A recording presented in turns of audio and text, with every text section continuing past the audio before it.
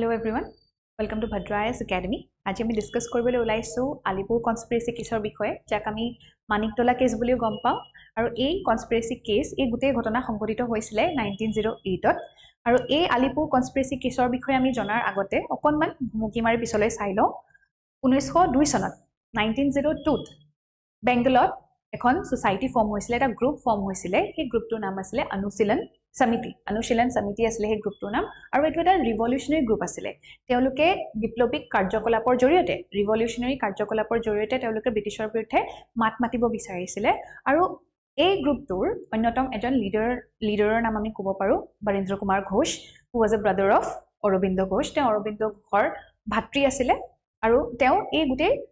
অনুশীলন সমিতিৰ যি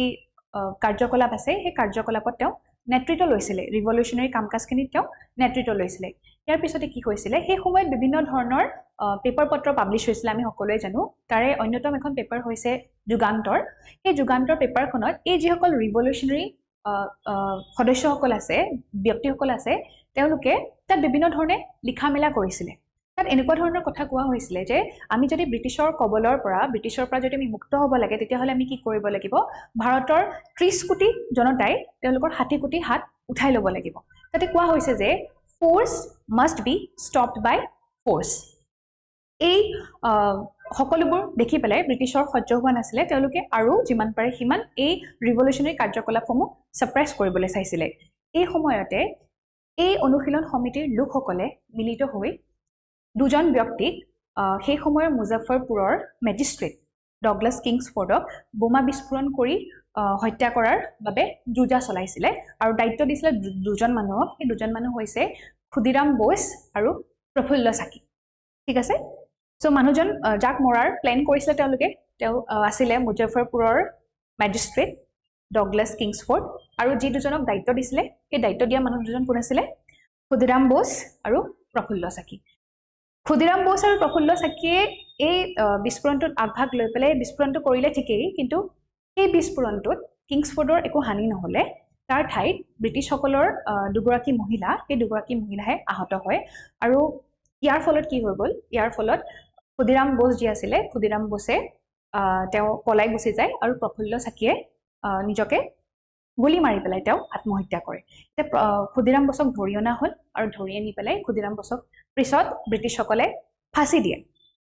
এতিয়া এই গোটেই সিনাৰিটো হৈ যোৱাৰ পাছত ব্ৰিটিছসকল বহুত এলাৰ্ট হৈ গ'ল আৰু তেওঁলোকে যিমান পাৰে সিমান এই যি বিপ্লৱিক কাৰ্যকলাপ আছে এই লোকসকলৰ প্ৰতি তেওঁলোকে কাৰা নজৰ দিবলৈ চেষ্টা কৰিলে আৰু সেই সময়তে তেওঁলোকে মানিকতলা গাৰ্ডেনত এটা বোমা বনোৱা কাৰখানা ধৰা পেলালে আৰু এই বোমা বনোৱা কাৰখানাটো ধৰা পেলোৱাৰ লগে লগে যিসকল ৰিভলিউশনাৰী লিডাৰ্ছ আছিল সেই ৰিভলিউশনাৰী লিডাৰ্ছসকলক ধৰিলে আৰু তেওঁলোকক আটক কৰি জেলত ভৰালে এতিয়া এই ৰিভলিউশনাৰী লিডাৰ্ছসকলৰ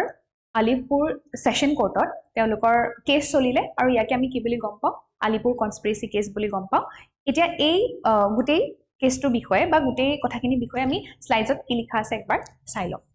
The Alipur conspiracy case 1908 was a major trial started by the British government to suppress the revolutionary movement in Bengal. Jidore ami bortoman porhisilu. The case followed by a bomb attack on magistrate Douglas Kingsford at Muzaffarpur by the Khudiram Bose and Prafulla Saki. Ekomay Prafulla Saki aru Khudiram Bose ei ji Kingsford asile Kingsfordok bomba bisphoron kori pelai ta hotya koribole chesta korisile. Though Kingsford survived, the British believed the attack was a part of wider revolutionary plan. ইয়াৰ পিছতে তেওঁলোকে কি কৰে ইয়াৰ পিছতে আমি কৈছো ন যে মানিকতলাত তেওঁলোকে সেই বোমা বনোৱা কাৰখানাটো উদ্ধাৰ কৰে The British linked the case to the Anushilan Samiti and arrested several revolutionary leaders. Leaders like Aurobindo Ghosh and Barendra Kumar Ghosh were tried in the Alipur Session Court, Kolkata.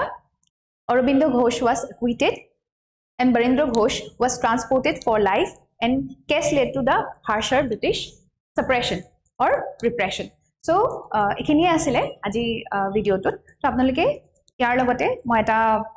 MCQ loi so practice question apnaloke etu try koribo pare aru amar comment section ot janabo pare. So, ajile video tu imante asile